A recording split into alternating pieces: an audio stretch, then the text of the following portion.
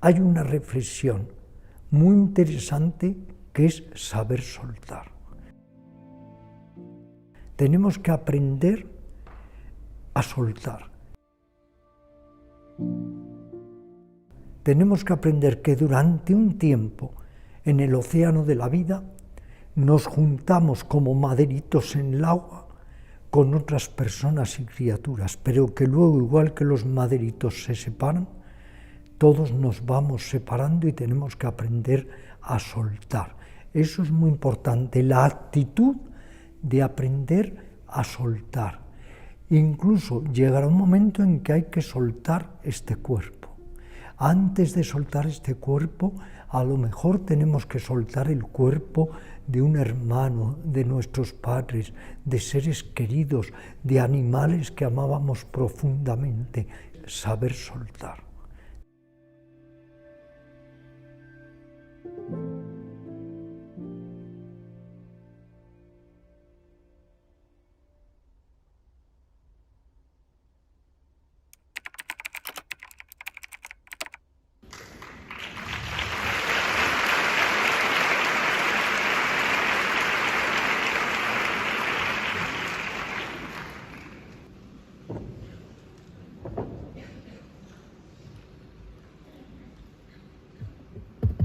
Bien, en mi charla de hoy yo intentaré demostrarles o contestar a una de las preguntas existenciales más importantes que todos nos hacemos.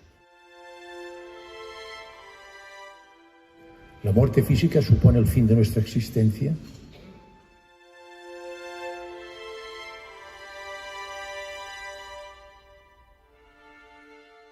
La muerte forma parte de la vida y las personas no viven lo que hay fuera, es decir, están de ellos hacia afuera, por lo tanto no hay una conexión con su interior. Su interior es la sabiduría, es la razón de por qué estás aquí, es la conexión con tu casa. Cuando tienes esa conexión con la casa pierdes todo miedo a la muerte. ¿Por qué? Porque en definitiva no estás muriendo, sencillamente has cubierto un propósito y vuelves a casa. Al contrario, es un motivo de alegría y lo siento así.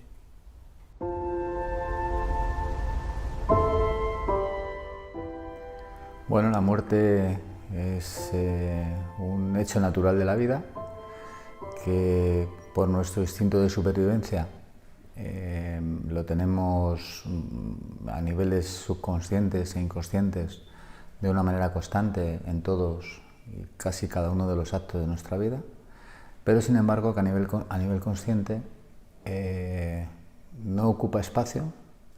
Creo que vivimos en una sociedad que niega la muerte y que solo cuando nos enfrentamos a ella de una manera directa sentimos y vivimos esa realidad y cuando eso ocurre pues todo lo que tenemos por dentro pues aflora hacia afuera y ahí es cuando empieza el proceso individual de cada uno, cómo afronta esa realidad.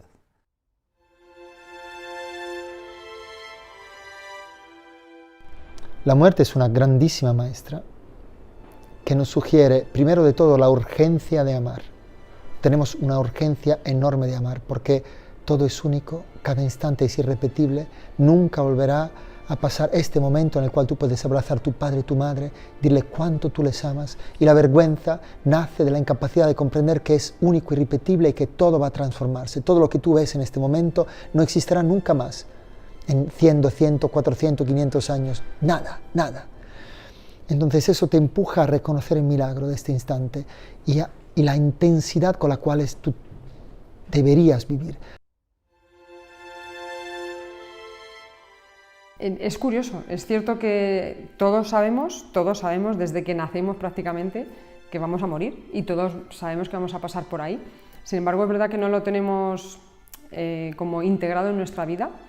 Y yo siento que es por el nivel de ignorancia con el que llegamos aquí. Muerte a nivel simbólico, no, a un nivel simbólico, a un nivel ancestral, de arquetipos, no es algo negativo. Muerte significa cambio. Y cambio, sabemos que a nivel psicológico siempre provoca un miedo, pero sabemos que es necesario para nuestra evolución y para la renovación, ¿no? El cambio-renovación. Es algo que hace crecer, no es algo que reste. Pero la muerte es lo que democratiza no solo la vida del ser humano, sino la vida de todos los seres vivos.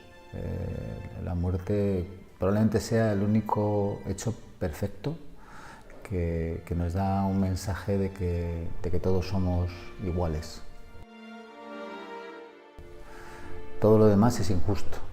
Uno nace guapo, nace feo, nace en una familia rica, nace en una familia pobre, nace con unos talentos. Sin embargo, la muerte es una frontera y la única certeza de la vida. Todo lo demás entra dentro de lo relativo y de lo opinable y de lo subjetivable, pero sin embargo la muerte es una realidad que nos iguala a todos. Las personas que no consideran la muerte, que negan la muerte, que no están preparadas a afrontar la muerte, simplemente no han empezado a vivir. Es muy simple. No hay tiempo a perder, que tenemos que perder en enfadarnos, solo hay tiempo para amar. Solo hay tiempo para reconocer cuáles son los valores y las personas importantes y dedicar tiempo a esas personas. Esta debería ser la forma de vivir, no de morir. Pero no hay una educación, porque la muerte es un tabú y porque al revés debería ser presente en todo el proceso educativo diariamente. Desde los niños a los adultos necesitamos una educación a la muerte como empuje a la intensidad de una vida llena de valores y una vida llena de amor sobre todo. Cada día es para vivir, pero puede morir. Y nosotros vivimos en esa especie de autoengaño, de ilusión, de escapismo, de que siempre se mueren los demás y nosotros no nos morimos. Cuando uno piensa que nunca se va a morir, se puede permitir toda clase de mezquindades, de ruindades, de egoísmos, porque voy a ser eterno, ya corregiré si tengo que corregir. Pero la actitud del alambrista deberíamos tenerla todos en la vida diaria. Hoy es un buen día para vivir, pero también para morir. Nadie sabe, ni tú ni yo ahora mismo, si llegaremos hoy a casa sanos y salvos. Y cuando uno tiene esa conciencia de muerte, algo cambia en la mente, porque aprendes a relativizar, aprendes a darte cuenta de que lo que importa es lo que importa, aprendes a distinguir entre lo superficial, lo accesorio, lo banal y lo verdaderamente fundamental. El alambrista vive cada momento como si fuera el primero y el último, y así convierte la muerte en una consejera. Y es muy importante esta enseñanza, que todos podamos convertir la muerte en una consejera. ¿Para qué? Para humanizarnos, para ser más sensibles, para ser más indulgentes, más benevolentes, más compasivos, y también para despertar la conciencia y ser más lúcidos. En el momento actual, yo considero que somos privilegiados, porque en este momento la ciencia está realmente interesada en el tema espiritual y en el tema de la muerte. O sea, durante mucho tiempo muchos científicos han estado mirando hacia otro lado porque era como, no, eso no es así, eso no puede ser, no hay evidencia.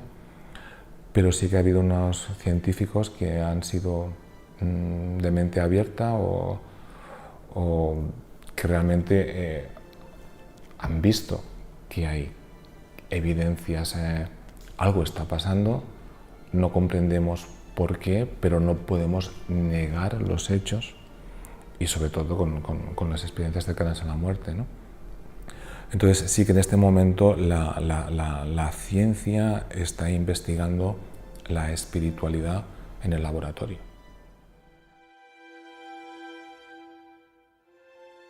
En el ámbito sanitario se fundamenta totalmente por el método científico.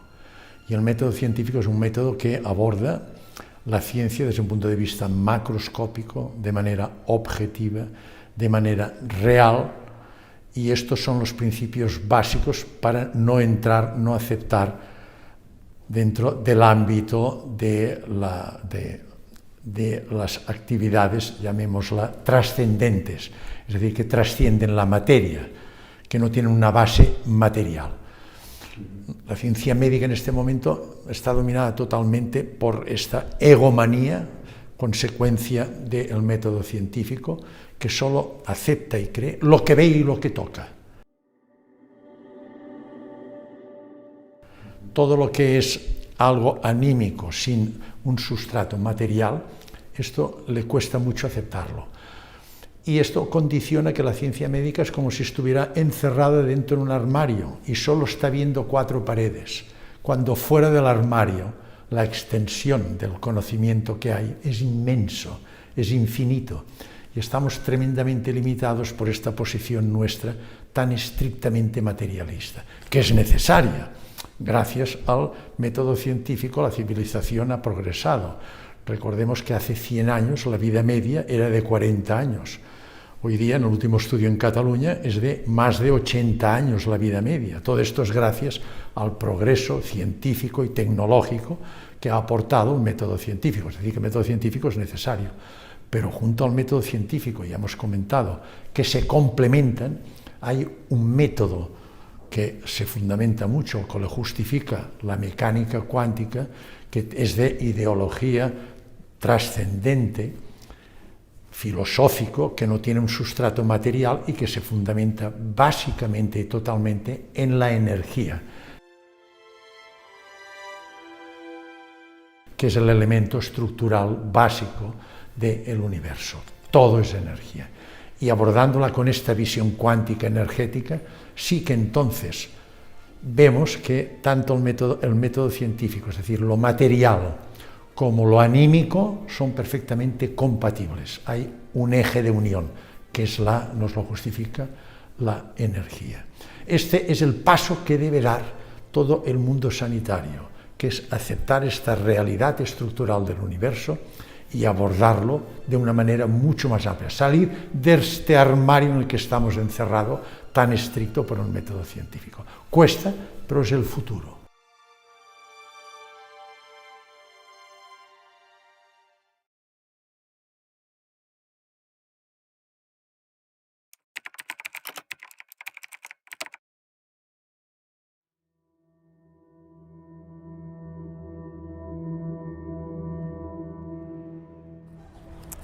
Detrás de todos los miedos que tenemos las personas, como miedo raíz, está el miedo a la muerte. La mente intenta ocultarnos y la sociedad intenta ocultarnos este miedo, porque es un miedo trascendental, es un miedo que nos lleva a un abismo. Es que yo creo que hay todo, hay miedo, hay rechazo. Yo creo que la muerte conjuga todo lo que se pueda sentir respecto a un hecho que va en teoría a acabar con nuestra conciencia. Y por lo tanto se pone el mecanismo de defensa que todos los seres vivos tenemos, se pone en máxima activación ante esa realidad, ¿no? En nuestra cultura occidental está la negación de la muerte porque miramos para otro lado, en vez de aceptarla como el proceso natural de la vida. Es de los eventos más importantes que vamos a tener, junto con el nacimiento.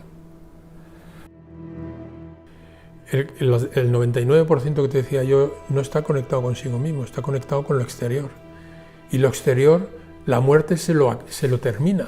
Te quita el coche, te quita la casa, te quita la mujer, te quita el sexo, te quita los hijos, te quita la apariencia, te quita el estatus, te quita tu tarjeta de visita. Es acojonante, macho. La gente que tiene mucho apego a su personaje, a la vida que ha montado y demás, a esas personas también les cuesta o les da miedo morir, porque sería como perder todo eso para siempre, ¿no? Y todos lo sabemos, ¿no? Que venimos sin nada, venimos hasta sin ropa, y cuando nos vamos absolutamente todo, hasta el cuerpo se queda aquí. Como esa misma forma de entender les impide creer que hay algo más allá de la muerte, cuando se mueren todo se ha acabado y todo lo que tengo, ¿para qué ha servido? Todos los esfuerzos que he hecho se vienen abajo. Esto es una mierda, ¿no? Ese es el gran temor que tienen las personas. Pero es que al mismo tiempo es tan poderoso, y eso es una carcasa que funciona de forma autónoma, que se llama ego, ¿no? El ego se quiere agarrar a todo. El ego es como una pulga que se agarra a todo y que no quiere nunca imaginar siquiera de que él es prescindible y de que él también puede morir.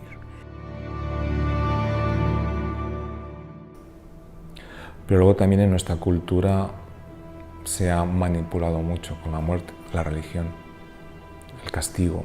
Cuando te mueras vas a ir quizás al infierno.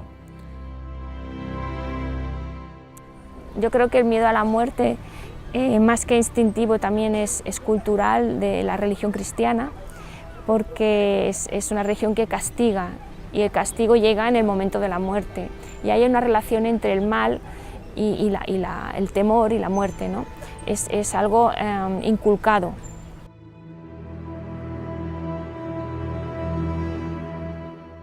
Yo sé que la creencia hoy está muy desprestigiada, pero realmente pienso que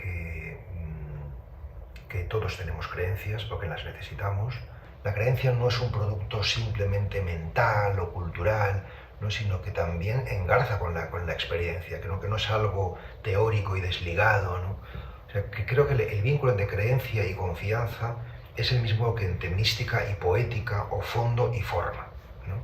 Evidentemente, lo que nos interesa a todos es el fondo de la cuestión.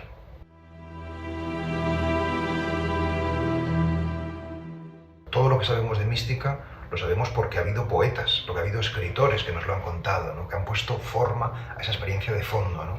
Entonces yo creo que los dogmas, igual que los ritos, los mitos, o sea, todas las expresiones religiosas son formas, por tanto, relativas, pero necesarias para expresar el fondo de la cuestión.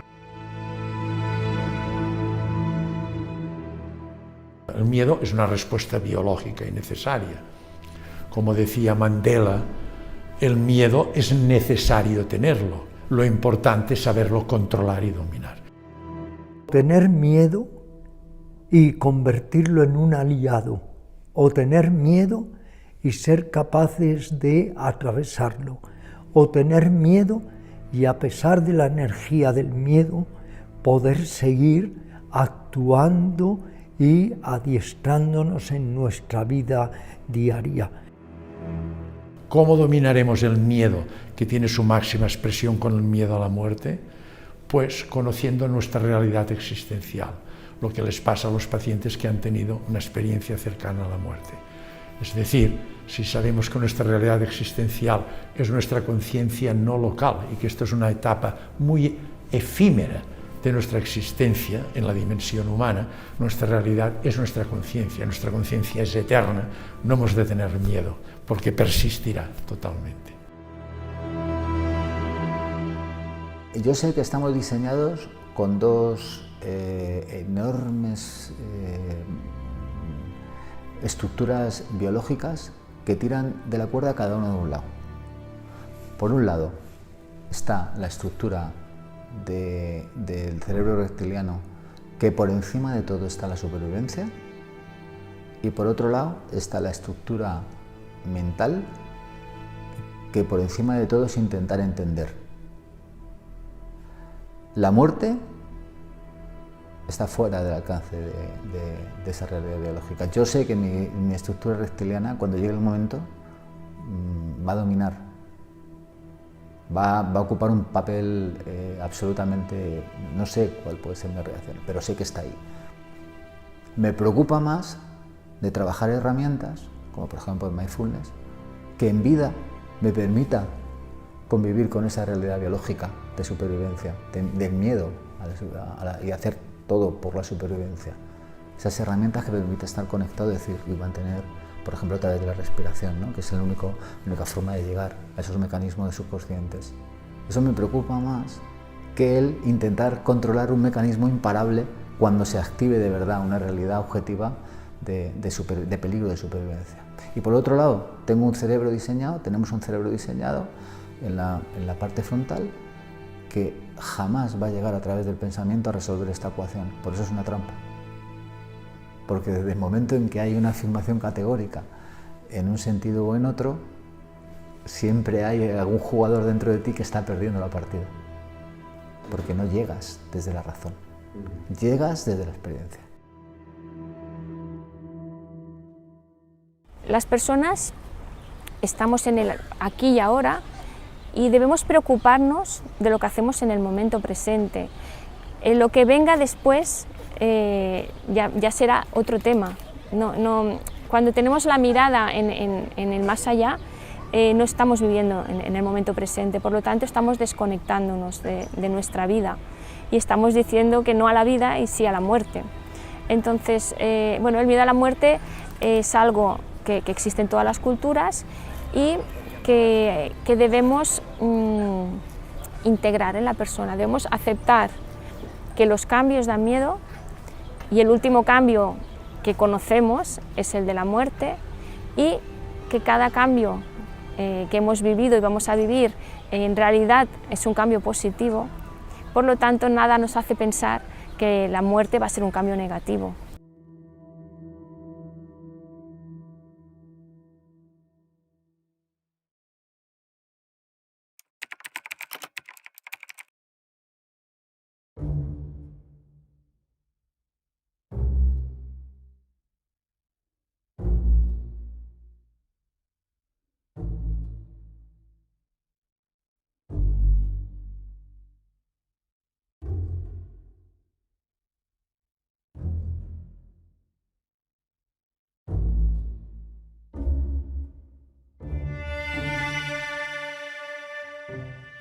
Este tema que, como sabes, es tan polémico, lo que nos espera, la vida después de la vida, si hay una consciencia separada del cerebro o no, porque la mayoría de los científicos, a veces con una visión muy estrecha, esclerótica, nos afirman que el cerebro hace la consciencia. De acuerdo a los sabios de la India, la consciencia hace al cerebro.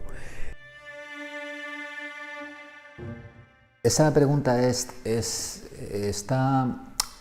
es una trampa, porque desde el momento en que la creencia genera tensión, de alguna manera la creencia en algo que no se puede probar genera una tensión de ir hacia un sitio. Hay una fuerza psicomotriz que te está llevando a ese sitio. ¿Qué nos espera? Todo es conjeturar, igual que cuando empezamos a hablar del cielo, el infierno, la reencarnación, el renacimiento. Por eso, de alguna manera, hay que aprovechar y vivir cada momento como si fuera el primero y el último, con la mayor nobleza de espíritu y de acción, para si luego trascendemos, pues que efectivamente eso pueda dar sus frutos, aunque sea a nivel individual, porque yo creo, fíjate, Alex, que el cielo, el infierno están dentro de nosotros, son también estados de conciencia. Lo que tú experimentaste fue un estado de conciencia cumbre, de totalidad, de plenitud, de unidad, que es lo que han experimentado todos los místicos de todas las tradiciones. La muerte es el fin del cuerpo físico, pero no de la consciencia. La consciencia continúa.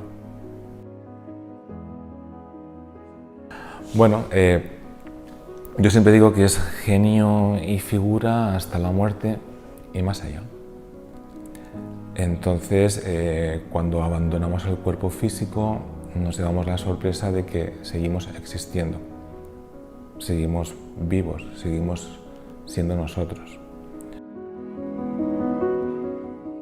Explícales a esas personas que la muerte pues, no existe, ¿no? Que ellos vuelven a casa.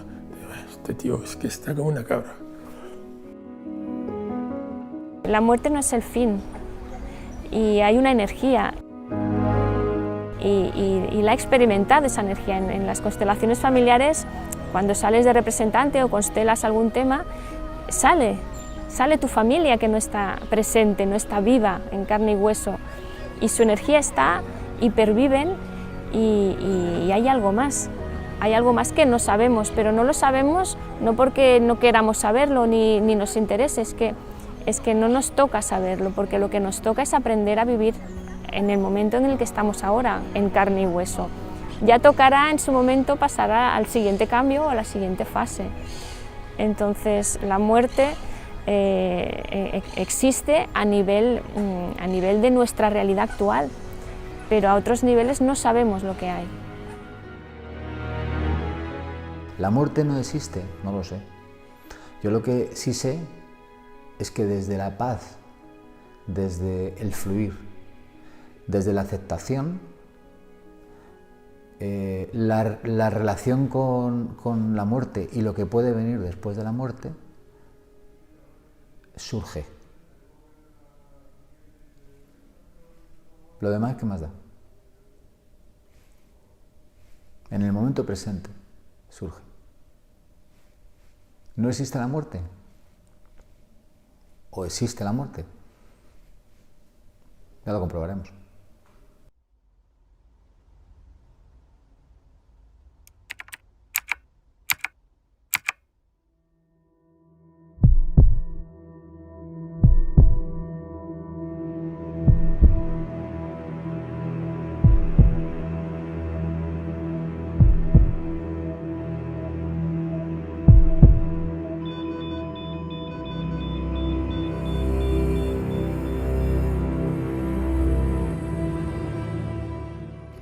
Hoy tenemos una serie de pruebas objetivas con una base científica que nos permiten afirmar que la muerte física no es el fin de nuestra existencia. Una de las pruebas sobre las cuales actualmente más se está trabajando a nivel mundial son las ECM, experiencias cercanas a la muerte. Las experiencias cercanas a la muerte son una serie de vivencias o experiencias que presentan pacientes que diagnosticamos por diversas causas de muerte clínica, es decir, de paro cardíaco, paro respiratorio, arreflexia y pérdida de conciencia. Aplicando los mecanismos de reanimación cardiorrespiratoria conseguimos recuperar en el primer minuto hasta un 33%. Debe ser rápidamente instauradas las medidas de reanimación. Pasado el minuto cae la posibilidad de recuperación casi a un 14%. Por estos pacientes que recuperamos, algunos de ellos presentan una serie de vivencias en este intervalo de tiempo de minutos que les estamos reanimando, que clínicamente están muertos.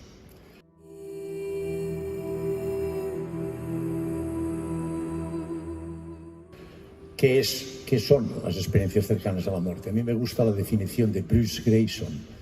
Las define como unas vivencias subjetivas, profundas, con un componente trascendente, que se presenta en pacientes en situación próximas a la muerte, con sensación de salida del cuerpo y que trasciende el ego, el espacio y el tiempo. Las características, en primer lugar, son unas vivencias muy frecuentes.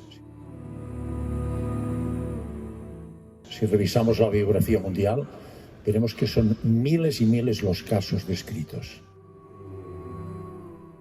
No hay diferencia en cuanto a incidencia de raza, sexo, edad, posición socioeconómica del paciente.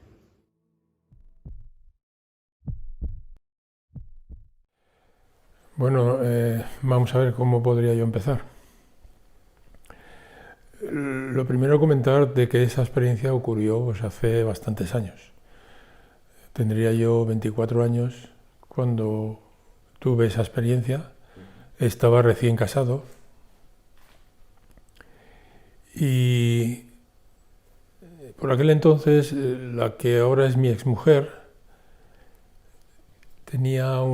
sus padres tenían una casita en un pueblecito que se llama Los Negrales, cerca de Villalba, y en los momentos de apogeo, que eran los meses de agosto, sí solía acercarse por allí un camión de la Cruz Roja, un autocar de la Cruz Roja, con el objetivo de hacer extracciones de sangre. Me hicieron análisis, estaba limpio, y bueno, pues te vamos a extraer sangre. Y como yo soy así de grandote, pues me pusieron la bolsa grande, la de 3XL. El caso es que mi mujer pudo acompañarme, estaba sentada aquí a mi izquierda, y pues tardó un ratito, 15-20 minutos. Y en un momento determinado yo observé que, pero como una curiosidad, ¿no?, que la bolsa estaba tremendamente hinchada, ¿no?, que estaba muy llena. Digo, esto va a explotar, ya verás la que se arma aquí, cómo explote. Y según digo esto, empiezo a sentir de forma inmediata una sensación de paz tremenda. Me dio tiempo exclusivamente de girarme la cabeza hacia ella y decirle, me voy. Claro, ella me preguntó, ¿dónde te vas?, ¿no? Y ya se acabó, ¿no?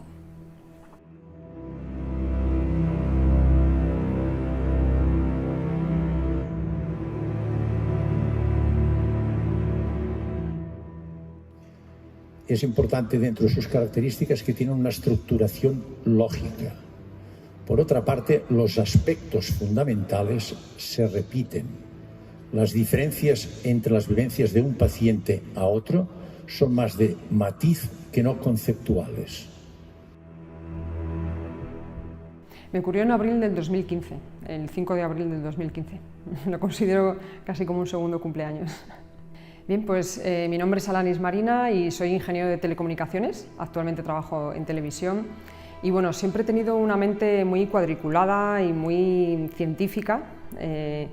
Digamos que nunca he creído en algo que no fuera tangible o demostrable y realmente hace como 10 años más o menos me interesé por el mundo de la meditación. Estaba en un momento de vida pues, de crisis existencial y demás, y sobre todo de no poder manejar mis emociones, ¿no? Y acabé yendo a Tailandia, y allí en Tailandia con el budismo y demás pues aprendí meditación, pero yo la orientaba a una meditación como más científica, ¿no? Yo buscaba la base de que la meditación nos ayuda a rebajar el estrés, a calmar las emociones y todo eso. Cuando entré en este mundo del desarrollo personal, había personas que hablaban de cosas más allá, ¿no? Como cosas menos tangibles, cosas, vamos a decir, por llamarlo de alguna manera, un poco más esotéricas y demás. Y yo cuando escuchaba a estas personas, pues escuchaba toda la parte más racional y científica, y cuando hablaban de estas cosas, pues directamente cortaba el audio o no lo escuchaba, o simplemente en mi mente decía, va, eso no existe, eso no es real, ¿no? Y de hecho no escuchaba muchas cosas de esas. Bueno, el caso es que yo estaba ahí, pero estaba como metida en el mundo de la meditación, pero como de forma muy, vamos a decir, científica, ¿no? El caso es que hace 6 años ya, porque esto fue en el 2015, pues hace 7 años, bueno, fui a un retiro de meditación allí en Gredos, donde hacíamos meditación, clases de yoga y como mucho, pues yo qué sé, paseos por el río y poco más. Entonces me gustaba porque era como algo muy normal, ¿no? No hacían cosas raras. El caso es que había una mujer de Venezuela, que nos dijo, bueno, yo os puedo ayudar a hacer ejercicios para conectar con el ser y demás, y bueno, y también haciendo estos ejercicios se os va a pasar el miedo a la muerte. Claro, en aquel momento a mi padre le habían diagnosticado ya un cáncer prácticamente terminal, que no tenía cura y demás, y yo me aterraba el hecho de, no ya de perderlo, sino de qué es la muerte, qué hay detrás. Mi mente científica no paraba de darle vueltas. O sea, yo siempre pensaba, bueno, qué hay, qué no hay, me daba pavor, no solo ya el hecho de que llegara mi momento, sino el hecho de que le llegara a mi padre, ¿no? Y qué iba a pasar después y todo eso. El caso es que yo veía a otras personas que reaccionaban de manera más normal con la muerte, pero yo como que me daba auténtico terror, era algo que no quería ver, oír o lo que fuera. Pero el caso es que me dio curiosidad porque dije, oye, quizás sea esta la solución, que se me pase el miedo a la muerte. Total, que me fui a hacer los ejercicios con esta mujer, pero el caso es que a mí lo que me pasó fue que yo en el último movimiento hice así y lo siguiente que recuerdo es que salí disparada, o sea, a una velocidad que ahora mismo ni recuerdo lo que yo veía en ese momento, porque es como ir a la velocidad de la luz, tal cual. Entonces, sí recuerdo de repente entrar como en una luz blanca que en cuanto la atravesé se convirtió en luces de miles de colores. O sea, era como lo que aquí llamamos el arco iris, pero no tenía forma de arco, sino todo era colores, colores, colores. Otro aspecto importante es que estos pacientes recuerdan, a pesar de los años, incluso yo diría que a medida que pasan los años lo recuerdan con mayor intensidad, lo recuerdan perfectamente hasta el mínimo detalle. Mira, se me ponen los pelos de gallina, ¿no? Es curioso porque han pasado 45 años y es como si lo tuviera presente en este momento.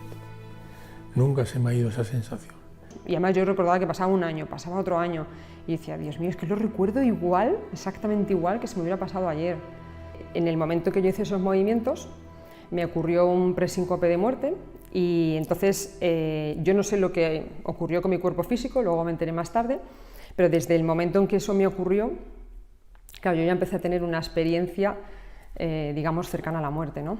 El hecho de por qué ocurrió este presíncope de muerte, bueno, luego lo consulté con doctores, porque claro, yo no estaba en un hospital monitorada y no había cirujanos ahí que me dijeron, tú lo que has tenido ha sido una encefalopatía, no era nada de eso. Simplemente es que en uno de los movimientos había que mover hacia atrás el cuello, y yo en este caso pues se pinzó el nervio vasovagal, o al menos eso es lo que me contaron los médicos, y claro, al pinzarlo pues como que no llega ya señal al cerebro de que el cuerpo está vivo. Es como si lo hubieras desconectado, ¿no? Del corazón y todo. Entonces se produce un presíncope de muerte, y lo que me dijeron a mí es que lo que se produce es una pequeña parada cardiorrespiratoria, como una pequeña muerte.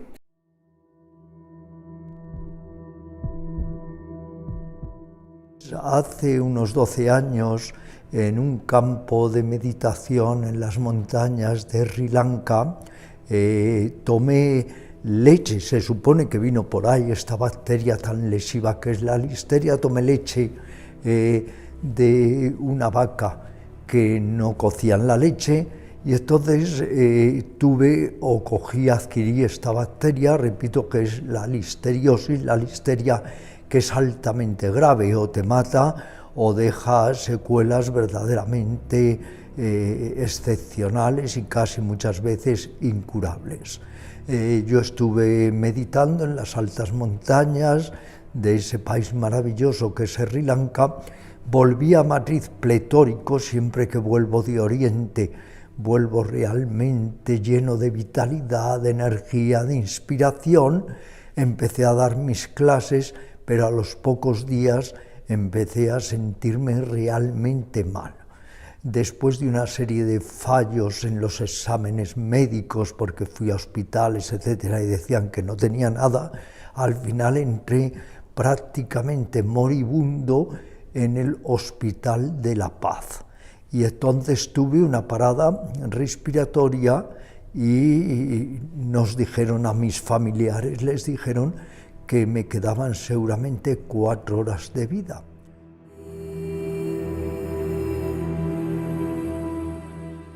Y finalmente condiciona un impacto importantísimo en la concepción existencial que tienen estos pacientes, hasta el punto que condiciona o provoca cambios en su dinámica vital, en su rol vital. Salvo que uno tenga una conciencia de lechuga, uno cambia. Pero además se dan una serie de circunstancias muy curiosas, que uno luego, fíjate Alex, tiene que armonizar la psicología anterior al proceso de enfermedad con la psicología posterior. Se crea ahí una especie de división muy honda, muy profunda, en cómo eras, cómo pensabas, tus actitudes, tus reacciones y cómo va a ser todo eso después de una enfermedad tan grave en la que has estado bordeando uno y otro día durante un mes la muerte. O sea, a mí claro que me ha cambiado la vida en el sentido ese, ¿no? De que yo antes estaba metida en un mundo de sufrimiento y de tal, y con historias, y ahora ya no sufro, eso sí lo tengo claro. O sea, no sufro, puedo sentir dolor y puedo tal, pero no me quedo ahí metida en el sufrimiento, ¿no? Lo que me surge ahora es como mayor comprensión y compasión hacia las personas que aparentemente me están haciendo daño. Y también, por otro lado, lo que siento es que me vengo con aprendizajes, ¿no? O sea, bueno, para empezar, lo que siento es que se me ha quitado el miedo a la muerte. A ver, así de manera instintiva, mi cuerpo, si percibe un daño de muerte por lo que sea, a punto de tener un accidente o lo que sea, evidentemente se me disparan las alarmas, pero vamos, por supervivencia natural del cuerpo. Pero es como que tengo muy presente que me puedo morir mañana, dentro de 5 minutos, y lo acepto. La gran mayoría, el 99% de la gente vive en un estado, yo creo que de desconocimiento y por lo tanto de desconocimiento personal y de alguna manera pues se dedica exclusivamente a desarrollar su felicidad a través de la valoración de lo material, ¿no? Es decir, yo también estaba en ese proceso, estaba en ese mundo, conseguir una casa, conseguir un estatus, conseguir un coche, tener pues dinero para irme por ahí de viaje, es decir, esas historias, ¿no? A raíz de entonces yo perdí todas las ganas de, más que ganas, todo el atractivo de luchar por cosas materiales. Tenía que hacerlo porque luego vinieron los hijos y había que sacarlos adelante, la pareja también, hay que pagar una hipoteca y había que comer todos los días y de alguna forma tienes que luchar para encajar todo eso dentro de los procesos sociales dentro del entorno que estás viviendo, ¿no? Pero no había yo le perdí todo interés a los valores materiales, a que el estatus social, a que si mi coche tiene que ser mejor que el de al lado para aparentar ser mejor persona, me da lo mismo, vestir mejor, ir con corbata, me da igual tener un coche más grande, más pequeño, que me sirva nada más. En la casa igual, es decir, y los valores míos ahora no son las cosas materiales, sino la calidad humana de la que yo pueda expresar y rodearme.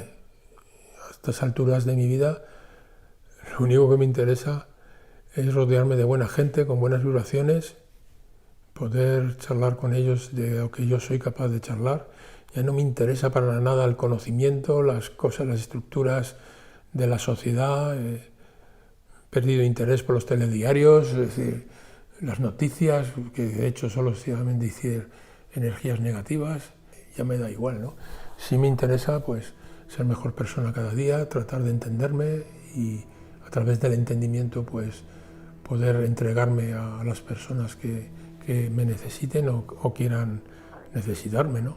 Otra cosa que siento también que me ha cambiado la vida es que vengo como con unos aprendizajes como si me hubieran puesto un sello, o sea, los tengo como muy grabados a fuego, y no porque nadie allí me contara, ninguna persona me dijo, no, mira, tienes que ser, pero como te empapas de lo que hay ahí, a nivel, vamos a decir, inconsciente incluso, cuando llegas aquí, es como que tienes como que hay como varias leyes sagradas que no hay que saltarse, y básicas, y como también la sensación de que somos, o sea, ahora, al volver y ahora al empezar a escuchar más cosas de este tema, ¿no? Que no había escuchado yo, cosas como más esotéricas o no sé cómo llamarlo, más intangibles, pues lo que me doy cuenta es que ahora entiendo muchas cosas cuando la gente dice somos uno. Es como, claro, es que sé a qué se refiere. Lo que les voy a comentar yo se fundamenta en mi experiencia personal. Yo no he tenido una experiencia cercana a la muerte. Lo que pasa es que cuando tuve el primer contacto con un paciente que reanimé por un paro cardiorrespiratorio, me interesó mucho este tema y investigué, estudié y perseguí y descubrí bastantes casos. Mi experiencia se fundamenta en pacientes pues, por traumatismos, anemias agudas, incluso durante una intervención quirúrgica. Un paciente intervenía de un cáncer de esófago en el tiempo torácico, al hacer la esofagectomía, pues tuvo una hemorragia importante y un paro cardiorrespiratorio. Bien, muy brevemente, para no extenderme, Yo les voy a comentar un caso, pueden ser más o menos completos. Bruce Grayson ya sabe que los puntúa hasta 16 y a partir de 7 puntos ya se consideran como experiencias cercanas a la muerte. Un caso, por ejemplo, mío, que yo viví muy intensamente, muy completo, una chica joven con un traumatismo, llega a urgencias, paro cardiocirculatorio, se diagnostica de muerte clínica, iniciamos rápidamente los mecanismos de reanimación cardiorrespiratoria. A los pocos minutos conseguimos recuperar su ritmo sinusal. Estaba provocado el paro por una anemia aguda, un hemoperitoneo, es decir, una gran hemorragia intraabdominal por lesión de víscera intraabdominal. Y cuando tuvimos un mínimo de condiciones hemodinámicas aceptables, intervino la paciente. Efectivamente tenía un hemoperitoneo, que se llama, una gran hemorragia interna por una rotura de bazo y de hígado. Resueltos los focos hemorrágicos, la paciente se recuperó bien y pasó cuidados intensivos. Estuvo 6-7 días en coma, tenía también un traumatismo cráneoencefálico y al 6º o 7º día se despierta, pudimos extubarla sin presentar, por suerte, ninguna secuela neurológica. Esta paciente, yo la conocíamos, era una persona sanitaria de nuestro hospital. Yo ya conocía las experiencias cercanas a la muerte y pensé que podía ser un caso idóneo para ampliar nuestros conocimientos y experiencia. Le pregunté realmente si había tenido algún tipo de experiencia atípica durante su estancia y lo negó rotundamente. Dice, no quiero hablar de este tema. Yo trabajaba en un banco en aquel entonces, no tenía nada que ver con la espiritualidad, todo era muy material. Y explicar estas cosas en el banco pues no se hubieran entendido. Pero es que el entorno de amistades que yo tenía pasaba algo parecido. Mi propia mujer, empecé a explicarle lo que me había pasado y tampoco lo entendió, ¿no? Con lo cual llegó un momento en que me di cuenta de que este tipo de vivencias no tiene su momento para explicarlo. Y tiene su auditorio, no se puede obligar a escuchar, sencillamente hay un momento para que encuentres la persona adecuada, hay un momento para que estas cosas se digan y al mismo tiempo se tiene que hacer con un tremendo respeto a los que son escépticos sobre este tipo de vivencias, ¿no? Cuando dicen esto es que detrás hay la experiencia. Efectivamente, conseguí convencerla y me contó con toda clase de detalles, yo seré muy breve, la experiencia cercana a la muerte que vivió esta enferma.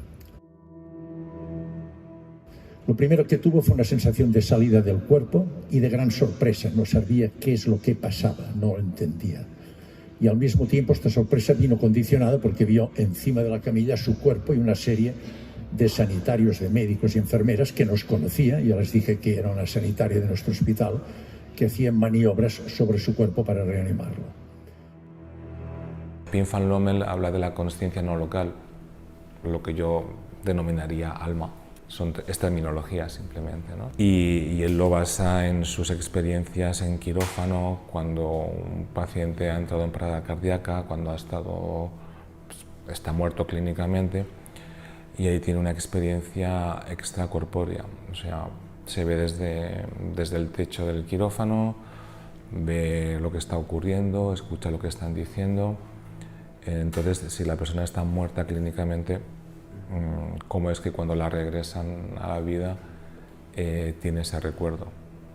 Y no son alucinaciones, o sea, es una experiencia real porque lo que ha visto corresponde a la realidad, lo que ha oído corresponde a la realidad, y además hay personas que tienen una discapacidad, que pueden ser invidentes o que pueden tener un problema auditivo y han escuchado perfectamente y han visto cuando en la dimensión física no pueden ver.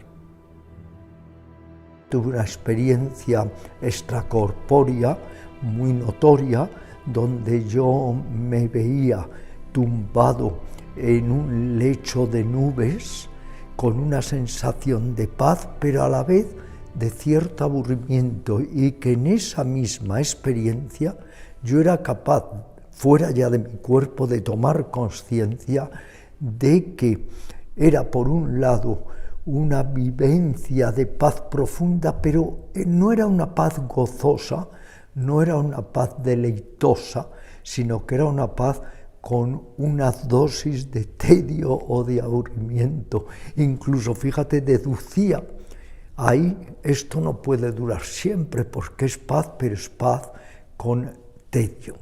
Y yo entiendo que la paz verdadera es una paz gozosa, deleitosa, lo que llamamos en el yoga, en el hinduismo, vilasa vivarta, que es la dicha espiritual, la dicha interior. Intentó ponerse en contacto con nosotros, le fue imposible con los medios habituales. Se acercó y me tocó. Su sorpresa fue enorme, pasó a través mío. Yo les puedo asegurar que no noté absolutamente nada. Y no solo pasó a través mío, sino que me contó, pasó a través de estructuras y me contó exactamente qué es lo que pasaba en urgencias, la sala de al lado, una sala de reanimación de urgencias con enfermos graves, intubados, monitorizados. Me contó que se estaba operando en quirófanos de urgencia una fractura de cuello de fémur. Yo lo comprobé posteriormente con los ordenadores, los datos informáticos, y efectivamente todo lo que me dijo es lo que estaba ocurriendo en aquel momento. Posteriormente la enferma dice que empezó a notar una sensación de armonía, de paz. Y es que de pronto vi que mi ser se expandía, noté una sensación de paz profunda, una sensación de libertad, y entré de forma instantánea en un entorno lechoso de un blanco inmaculado perfecto. Yo creo que no existe en este momento en la Tierra un blanco tan perfecto, un blanco ilimitado. No deslumbraba, sencillamente, no solamente entré ahí, sino que sentí que pertenecía a ese blanco inmenso. Fue unos momentos, yo te diría que de tremenda alegría.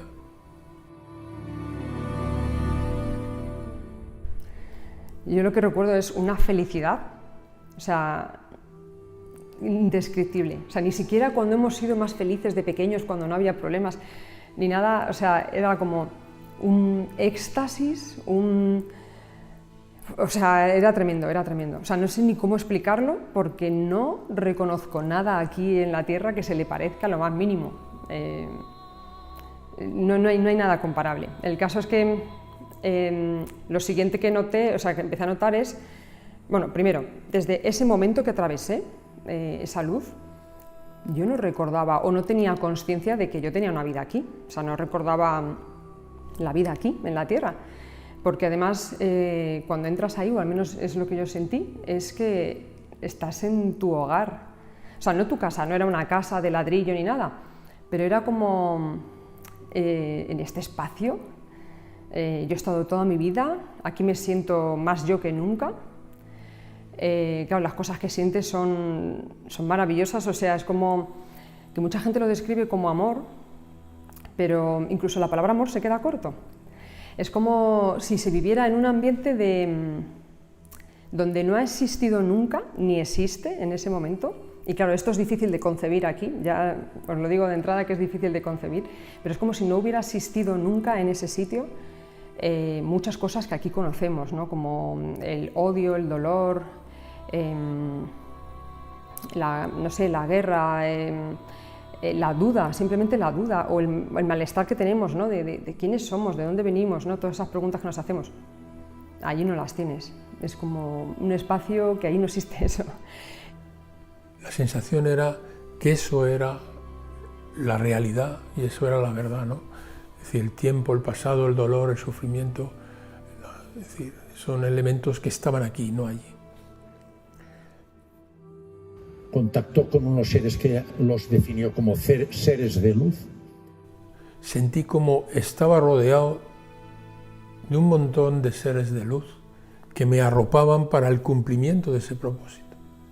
No estaba solo, es decir, había una comunión tremenda con un número ilimitado de seres que estaban allí y a los que yo estaba profundamente conectado interconectados con ellos y ellos a su vez interconectados entre ellos mismos y conmigo, ¿no? Yo formaba parte de esa unidad. Era como si una individualidad que era yo formase parte de una unidad que era el todo. Era en sí mismo una sola unidad formada por esa multitud de personas. Pero al mismo tiempo esas personas estaban continuamente intercomunicadas, viviendo sensaciones, situaciones que yo sentía, de las que yo participaba y al mismo tiempo de las que ellos participaban de las mías, ¿no? Estaba rodeada de personas, había más personas que tenían una cara espectacular. Cuando digo cara espectacular es que es algo indescriptible, porque o sea, digamos que emanaban belleza física, perfección, pero eso no era lo mejor, es que lo que emanaban era sentimientos que yo aquí nunca he visto o he sentido, como de seguridad plena, de certeza, de bondad, pero en el más puro, no sé cómo explicarlo, la más pura concepción de esos adjetivos.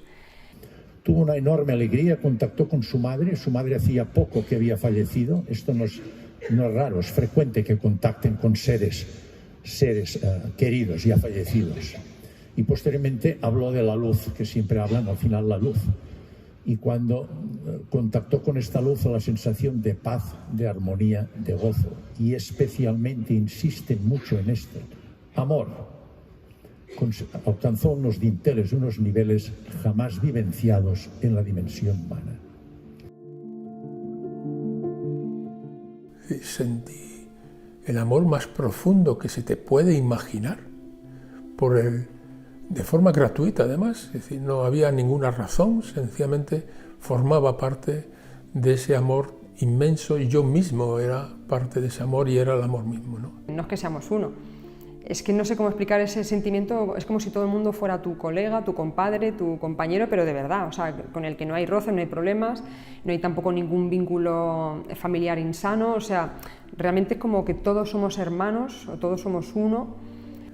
Y sobre todo la sensación profunda de libertad, lo que es la libertad de verdad, una libertad que no te limita, una libertad que no hay contrapartidas, una libertad que es limpia y total. No había sufrimiento, no había dolor, no había angustia, no había ninguna limitación que te puedas imaginar, ¿no? O yo sentía como, esto es ser yo, me siento tranquila y en paz, no tengo dudas, no tengo temores, no tengo nada. En aquel momento, como si fuera una pantalla, dice que vio toda su vida. Y encontrándose en esta placentera situación, los seres de luz le dijeron que tenía que regresar a la dimensión humana a terminar su ciclo. Ella se negó, es muy frecuente. Dijo que prefería quedarse en esta situación que estaba evidenciando en aquel momento. Pero lo obligaron e ingresó. El ingreso en el cuerpo es frecuente que digan que es con cierta brusquedad.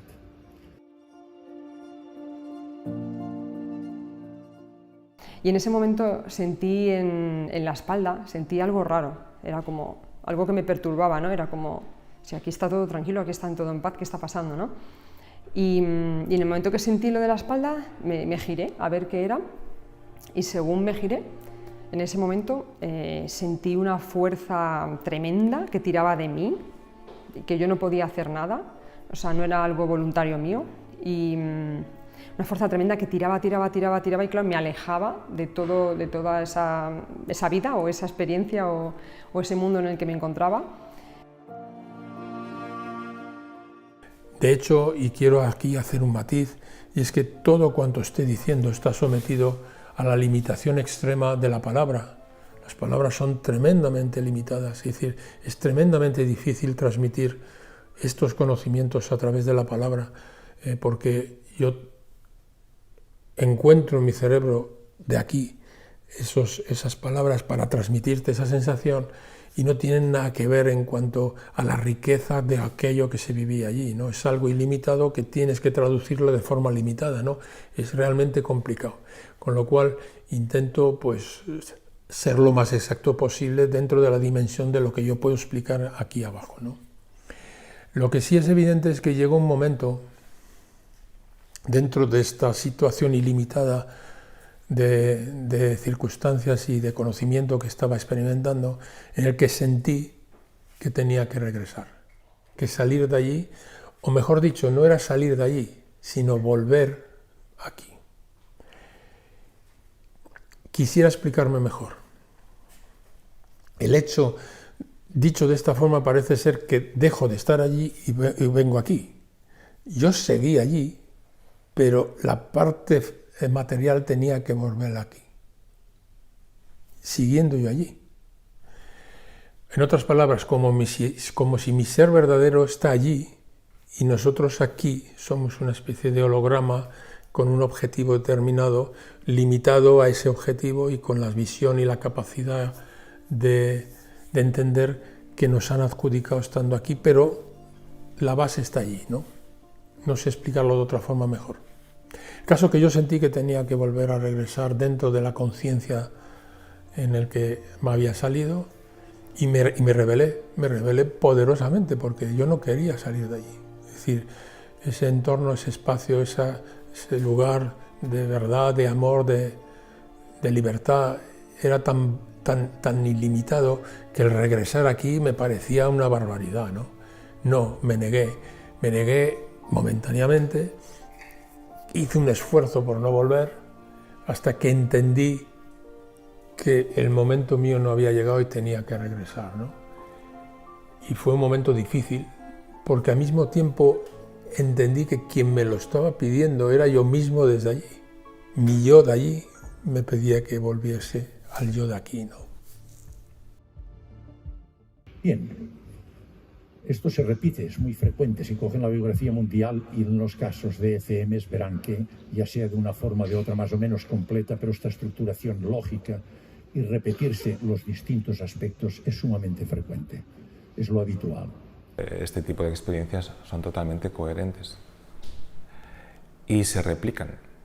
O sea, no importa la cultura, no importa la edad, las personas que tienen estas ECMs, experiencias cercanas a la muerte, se corresponden con diferentes culturas, con diferentes personas de diferentes ámbitos sociales. Como médico, como profesor universitario, como investigador, ante esta situación, yo me pregunté enseguida, ¿cuál es el desencadenante de esto y cuál es el mecanismo íntimo de este fenómeno? Lo que médicamente diríamos la etiopatogenia y fisiopatología de la experiencia cercana a la muerte. Lógicamente, lo primero que abordé este tema es por el método que habitualmente abordamos como profesionales de la medicina, como científicos, el método científico. Ya saben que es un método que se desarrolló fundamentalmente en el siglo XVII, con René Descartes, filósofo y matemático, después Newton introdujo el cálculo matemático, y que se desprendió totalmente de la gran presión que hacía la religión. Hasta el siglo XVII la cultura estaba fundamentalmente en manos de la religión. Y lo que pretende es precisamente conocer las leyes naturales, su mecanismo íntimo y poderlos reproducir experimentalmente. ¿Cuáles son los principios fundamentales del método científico que nos pueden aclarar o dar luz en cuanto a la etiopatogenia y fisiopatología de las ECMs? Los principios fundamentales son, en primer lugar, la objetividad, concepto ya introducido por Aristóteles. Esto establece un dualismo, una separación, es decir, hay una total separación entre el observador y el objeto. Hay una objetividad y una realidad. El segundo principio es el monismo material. La materia es el elemento estructural básico del organismo por el método científico. En tercer lugar, la localidad. Todo objeto lo podemos definir por una serie de parámetros. En cuarto lugar, el cuarto principio importante es que todo movimiento tiene una continuidad que también podemos definir por un principio, un fin, un espacio, un tiempo. El quinto es el determinismo. El ser humano es un simple observador, según el método científico, en el universo. Todo depende de las leyes naturales. Nosotros no podemos influir en las leyes naturales, somos simples observadores. Esto condiciona un clarísimo determinismo. Otro aspecto importante es el epifenomenalismo. ¿Qué quiere decir esto? Que toda actividad mental, anímica, que no tiene un sustrato material, es consecuencia de la materia, concretamente del cerebro, de la actividad metabólica neuronal. Y finalmente, el último aspecto a considerar en el método científico es que los parámetros que nosotros empleamos para fijar, determinar los objetos, la objetividad, son fijos. Bien, con estos principios, desde el punto de vista antropológico, el ser humano está formado por cuerpo, que es materia, y mente. Mente es un epifenómeno, como hemos dicho, de la materia, concretamente del cerebro. Es la actividad neuronal la que condiciona todas las actividades anímicas, mentales, que no tienen sustrato. Emociones, sentimientos, pensamientos, recuerdos, conciencia, memoria. Todos estos fenómenos son consecuencia de la actividad neuronal según el método científico. Esto nos conduce a aquella frase tan conocida que dice: pienso, luego existo. Con esta definición queda claro que el método científico condiciona a la muerte el fin de nuestra existencia. Si dejamos de pensar por la muerte neuronal, lógicamente desaparece nuestra existencia. Método científico, muerte física igual a fin de nuestra existencia. Entonces yo hice un hecho, cogí las historias de mis enfermos y organicé una sesión clínica. Avisé a los compañeros del servicio de neurología de mi hospital, expertos en neurofisiología, gente preparada. Y después hablé también con el servicio de psiquiatría. Y nos reunimos, neurólogos, psiquiatras y psicólogos. Y entonces yo les pregunté: ¿conocéislas? Dice: sí, las conocemos perfectamente y las cualificamos de alucinaciones. No quedé en absoluto, salimos de allí diciendo que ellos continuaban diciendo que eran alucinaciones, pero que tenían unas lagunas tremendas. A mí personalmente no me convencieron. Entonces yo les hice una serie de preguntas. Primera pregunta que les hice: ¿cuándo aparecen las alucinaciones en vuestra experiencia clínica? Su contestación fue: por determinadas sustancias químicas, por drogas.